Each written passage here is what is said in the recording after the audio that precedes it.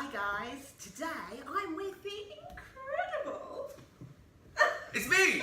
Hiya! My name's Ian Stroughair and I'm the man behind the makeup of drag, cabaret, mess. Phenomenon, we'll use that one.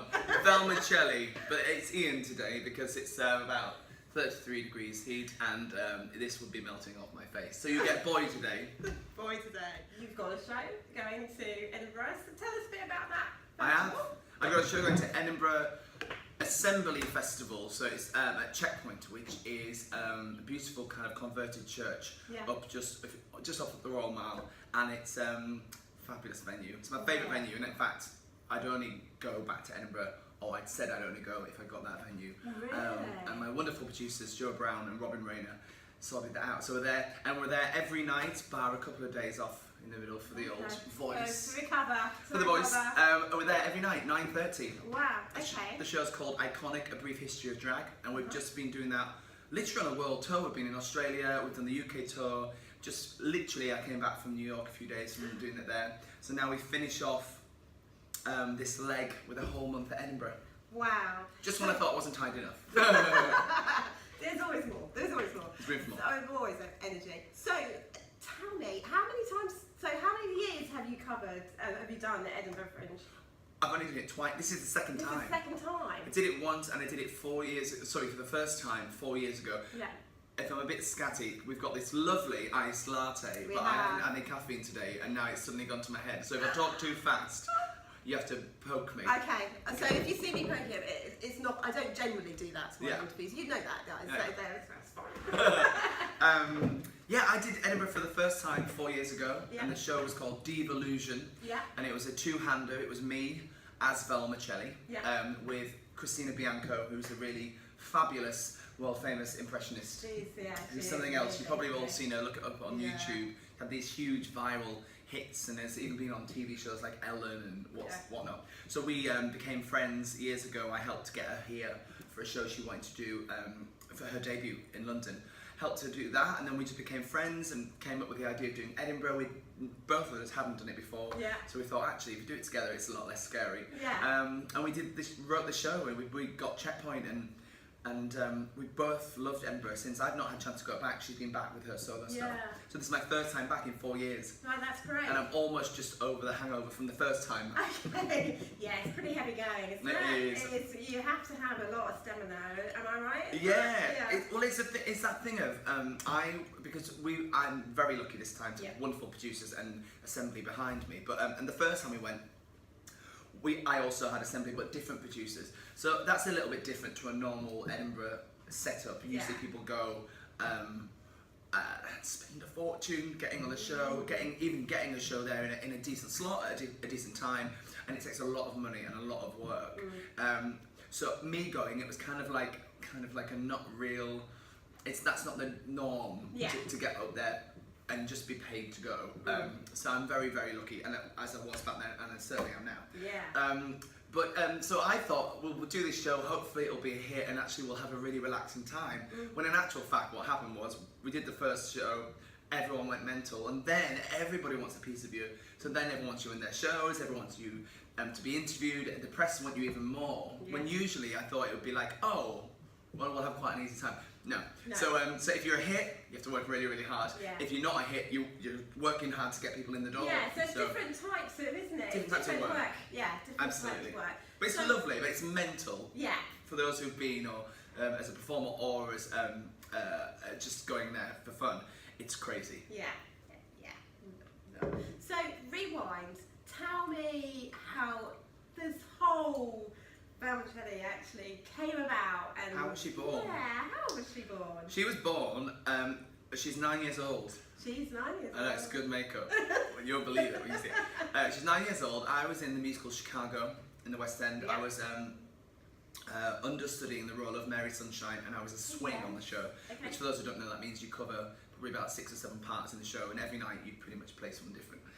And by tradition, on a Wednesday night, the boys, the gays, which I'm allowed to say as one of the gays, from the shows would go out on a Wednesday, and different shows would pick a different venue. And this week, as it were, so my last week in Chicago actually, the boys from Priscilla, Queen of the Desert, Yes. and La Cage aux Folles, because they were both up at the same time. Wow. Everyone was in drag that year in the West End, and they said, we're going to go out tonight, or it might have been the day before, but either way, we got our heads up saying, we're going out, but we're going to go out in drag, we're going to keep our makeup on. You need to go and get a dress, get some makeup and some heels. So I was like, oh, yes! I mean, because that's just too funny not to do. Just for a nanosecond, you probably thought. I considered it, and then I was fully in. Yeah, you're in there. And I could kind of, I wasn't scared of drag because I was understudying Mary Sunshine in that show, which actually I then went back to the show to play it afterwards, which was lovely. So I was aware of how to walk in heels and kind of act almost feminine, and the way you sit and stand, and I wasn't exactly, and I wasn't too bad at putting on makeup for a believable Mary Sunshine. Yeah. But that's very different to drag. So I went to Primark and I got myself an awful dress, little black dress, because I was going to go out as Velma Celli, obviously. Some black kitten heels. Tiny heels, not good. No, never good. No. Big or none, nothing at all. I say nothing in between. Yeah, no. And did the show, put my makeup on, went out. We all went to Madame Jojo's. The girls from La Cage looked incredible, as did the girls from Priscilla. I looked at Dog's Dinner. I proceeded to get absolutely wasted, and then apparently at some point throughout the evening, the drag queen host handed me a microphone and said, "Oh, I heard you can sing. Give us a number." Apparently, I did 6 or 7. Jumped into the splits at the end, and as you do. I'm reminded of this because I was so drunk I can't really remember it, although I do know it happened. Okay. And then as I was leaving, or as we were all leaving, the little promoter man, he wasn't that small, I'm 6'2", but I mean he's not that small. He came running up saying, "Oh my God, darling, you're amazing. Do you want your own show? Can you start next week?" And I was finishing Chicago, and like any self-respecting thespian, I just said yes, because that's what we do. I said, yes, I'll do that job, even though... You say yes and then think about the consequences later. afterwards. Yeah. And they all figure out how to do it. Yeah, Like, logistics is... Yeah, Richard Branson said that. He said, always said yes, but then figure out how to do it later on. And so that's what I did. And then so we left Madame Jojo's, went to Chinatown to get some sobering carbs, and I was sat there dressed as Velma Celli eating vermicelli noodles, and so I call myself Velma Celli. And then I started Madame Jojo's the next week, and I was there for 2 years, and then I ended up at the Hippodrome with my own show for 2 years, and then the rest is history, really. That's amazing. All by accident. All by accident, you just sort of stumbled into it, in those kitten heels. Literally stumbled, every step. So yeah, who knew? Who knew? What was it like doing a residency at the Hippodrome? That must have been amazing. It was amazing. It just opened, or reopened, as I should say. This is strong coffee. Honestly, there's no alcohol in here. It was great because there was a great selection of brilliant people. Initially, that sounded a bit shady. Initially, like Polly Ray, fabulous, famous burlesque star, brilliant, one of the best in the business. She had her own show there. Yeah. And there were some different circus shows, and I was asked to have mine. And the calibre at the beginning was brilliant. Mine was only monthly because I had my other stuff going on. Yeah. I loved it. It kind of the Hippodrome went in shifts, and then some other weird shows came in, and it kind of got a bit, I don't quite know what's going on here. Yeah, or just not, the quality wasn't as good anymore. And so I moved on from there. But I did 2 years, and I did love it. Yeah. I had a great, every month I'd have a different West End or Broadway star with me. So we had Carrie Ellis, and she's a mate of mine because we did Rent together, and Louise Damon, again, where Bessie's, Frances Raffel. Every month I had a great, fabulous leading lady. Yeah. I had my dancers, I had my burlesque acts, Ariel Ass, everything, the band. It was quite a fabulous thing, really. But 2 years was enough, and it was time to move on. As always, you don't want to get stale like a biscuit, do you? You know what I mean? No. So, growing up, what were your musical influences, or did you have any sort of childhood heroes? Yeah, I'm a bit weird in that I'm always like 20 years behind. Oh, okay. So when I was growing up, because I could always sing, generally, I liked, I'm trying to think now, Benny King, Bill Withers, Nina Simone. Oh, that kind of like an old soul. Yeah. For when that's probably between 10 to 16. However, I've always been partial to a belt and a riff. So growing up for me, there was Mariah and Whitney. So that was their best days. Yeah. So Whitney was God bless her, my ultimate singer of all time. I absolutely adored her. And Mariah I loved because it was just crazy and diva-ish, and I learned how to riff. Yeah. For those who don't know what riffing is, you know. Yes, I do. All the vocal gymnastics, I learned all that by copying them. Yeah. So that's kind of how you learn your craft in it is in way. singing, yeah. You've got to find a way how it fits into your voice as well. I remember I went to school with a guy who will remain nameless. Probably get sued. No, I went to church and the pastor's son I went to school with, and there's a long story there. But anyway, we'll move on from that. But what I will say is he had a great voice and he sang at church, which I went to between 14 and 16. Weird phase, and but I went there mainly because they all could sing, and he had that like Mariah Whitney thing going on. So I went to church really to learn how to riff, and he was really good at it, and I wasn't really good at it, and that really bothered me. So I listened and repeated, and then now I can do that. You just did it. But it took. Some people naturally have that gospel in them, especially like in America and the African American communities, because that's so much in their music at church. They all just. It's amazing. Everyone can sing. Everybody can sing. Yeah. It's weird. It is weird. Perhaps it's just stepping through those doors. It just happens, doesn't it? Very much. I think it's just very much encouraged. You know. Then when we go to church, I don't go to church. Obviously, I would burn in hell. The whole building would set on fire. But when the Americans go into church, it's very much gospel. So everyone is encouraged to be loud and be singing and like out loud. Whereas we go to a wedding or something here in this country, and everyone's like. And it's really reserved. Like everyone's really nervous, and it makes everyone else more nervous. Yeah. And then my family, of course, are like, "God, sing out, come on!" And you've got that one person that is no inhibitions. God save Margaret. It's awful. So it's just awkward all around, really. Yeah, but the Americans, they've got it. They've got it in their voices. So we talked earlier about the fact that you've taken your show all around the world. You've just come back from New York. Yeah, literally last week. Yeah. So do you find that audiences react to you differently around the world? Generally, because my show's written, it's not a musical in that it doesn't have a kind of a start, a middle, and an end. Yeah. But it does have an arc, and it has all these lovely stories within it that makes this one story that comes together. But it's a songbook cabaret, and each song is presented with its own little story and anecdote. But because of that, I have a lot of room to adjust for my audience. I don't just start the show. So, for example, if you're in a musical, Wicked, no matter where that is in the world, the show is set and you do it. Yeah. But in this genre, you have to adjust because a lot of what I do off the cuff is with the audience. So it's really important to get on, almost get yourself in their psyche, really. Australia, love it. We're very dry. English people, in general, our humour's quite dry, as are the Aussies. So that works out brilliantly. So it translates quite well. It was almost even better because they've got a lot of cabaret over there.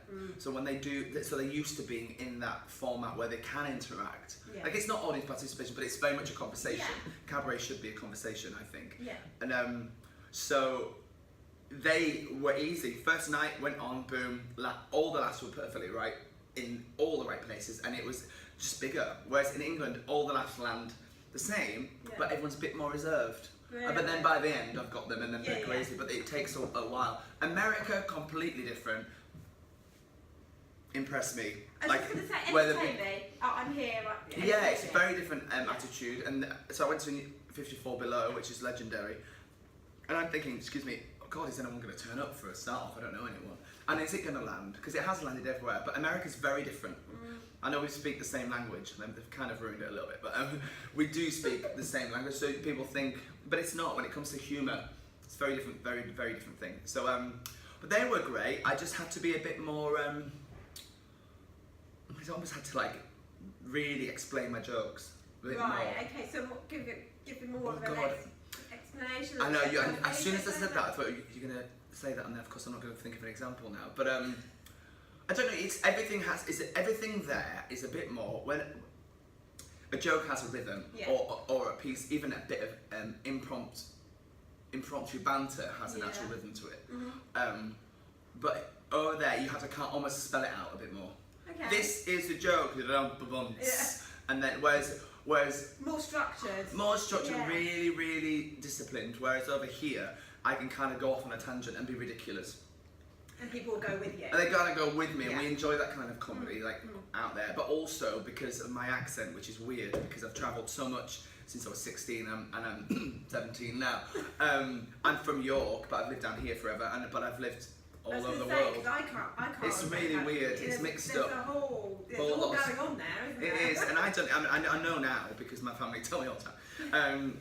What's your accent? And it's hard because and that's to do with adjusting my own ear. But again, in New York, having to really make an effort or conscious decision to slow down. I talk fast anyway, but really slow down everything I'm saying so that everybody can understand everything, and then also get on their psyche where they are comedically as well. Yeah. But actually, I was going to say, but it wasn't a challenge because because they just love our accent. They don't know what region I'm from. Nobody here knows what region because I've been everywhere. But they really enjoy what we do. So. And to them, everybody comes from London anyway. Everyone. Yeah. It's the whole of the UK. Well, you know, I tried to explain to them that I'm from York originally, and they said, "Where's that?" And I said, "Oh, it was kind of near Downton Abbey," and then they understood. Yeah. that's good. Ridiculous, but it is actually, and it's not far from there. Yeah. So, I'm thinking that we need to get you back on, out there and everything. So, I'm going to ask you my 3 questions. Go on, yeah. Good. And I ask everybody, don't I, guys? So you know what's coming. So, if you could go back in time to any period in history, when would you go back to and why? Ooh. I would say London and the day the war finished and that following week. Right. Just to see how that played out. World War II, of course. Yeah.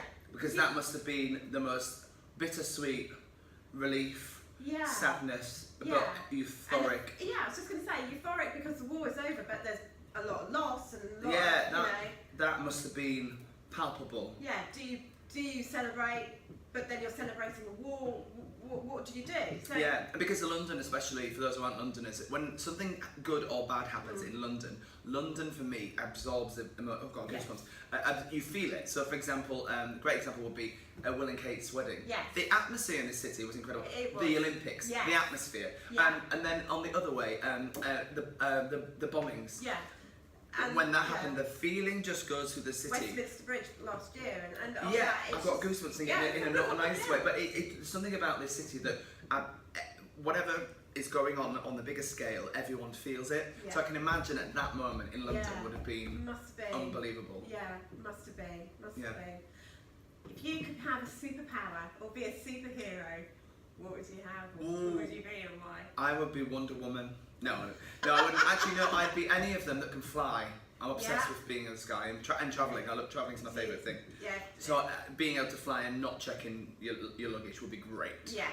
Okay. Any superpower to do with flying. Okay, that's good. If you could have 3 dinner guests, dead or alive, who would you have? Oh, good God. Alive. I would have Meryl Streep, and I would have. You have dead as well, dead or alive. Yeah. Meryl. Yeah, Meryl's a good one. Barack Obama. Oh, yeah. And I actually quite like Michelle Obama as well, but I can get the same thing from one of them, I think. Yeah. Barack. And maybe...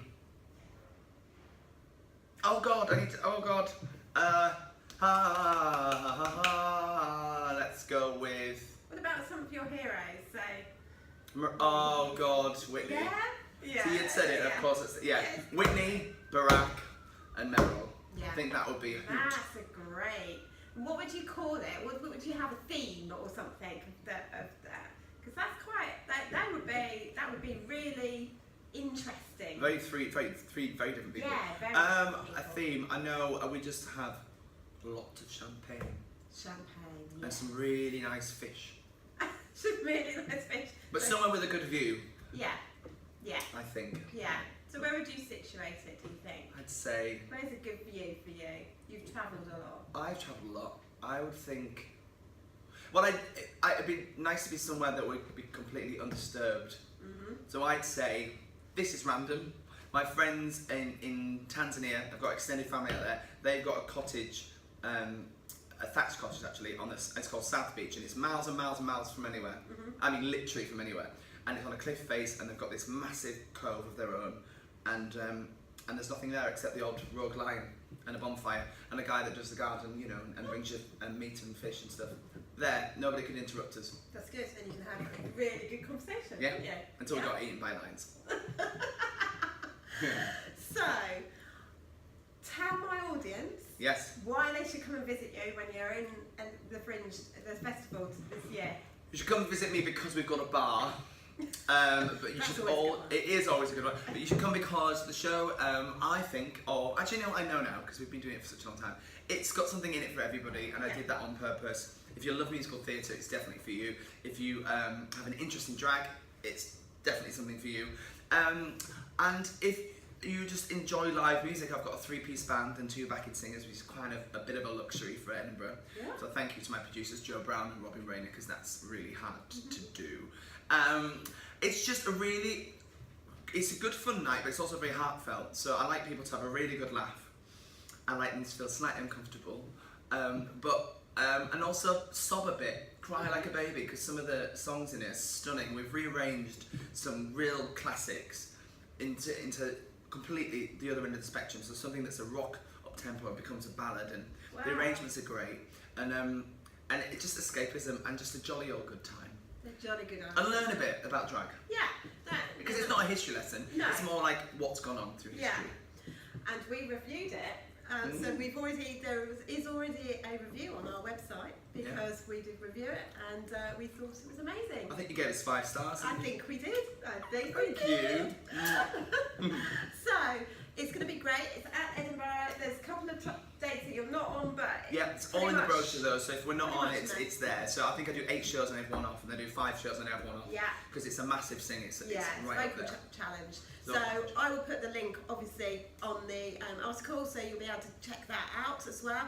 Are we going to see you in London? Are we going to see you in London at Well, all? Any dates? Fingers crossed, when I'm back, it all depends on Edinburgh. Like me, Joe and Robin would love to do it in London as a run afterwards. But that all depends on lots of different things, timing and what's available. I'd love to do, I'm not going to say it in case... Don't jinx it. No, it's a venue that's perfect in the Yeah. right area in London that I'm touching wood will come off. But actually, if it stops in Edinburgh, we take a break. I'm also up for that. I'm quite tired. Yes, you are like that. But yeah, we'll see. But Iconic's not going anywhere, and I'm actually writing the sequel for it because there's so much material. Fabulous. And my new show for next year's All the Fringes, so Wow. which is about witches. Interesting. Is it? Yes. Ooh, But I'll give you the so- excuse on that when we know it. Once we decide whether we're going to do the sequel or Okay. the new shows. Okay, so watch out for that, guys. So thank you so much for your time today. Thank you. Thank you. Mwah. Mwah. And you're fabulous. And check them out in Edinburgh. Edinburgh. See you there. See ya. Bye.